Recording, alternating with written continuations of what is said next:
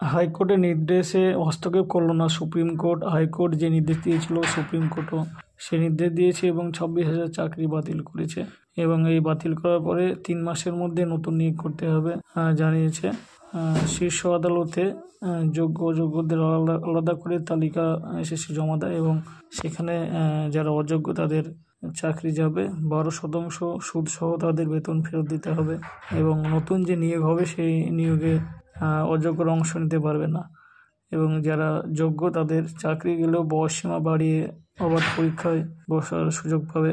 যারা অন্য দপ্তরে আগে চাকরি করতেন তারা পুরনো চাকরি ফেরত পাবেন এবং পুরনো চাকরি ফেরত পাওয়ার জন্য 3 মাসের মধ্যে আবেদন করতে হবে এবং যারা বিশেষ চাহিদা সম্পন্ন আছেন অর্থাৎ হ্যান্ডিক্যাপ তাদের ক্ষেত্রে চাকরি গেলেও বেতন বন্ধ হবে না এবং নতুন নিয়োগ প্রক্রিয়া সম্পূর্ণ হওয়া অবধি বেতন পাবেন বিশেষ চাহিদা সম্পন্নরা এবং একমাত্র চাকরি থাকছে ক্যান্সার আক্রান্ত সোমা দাসের।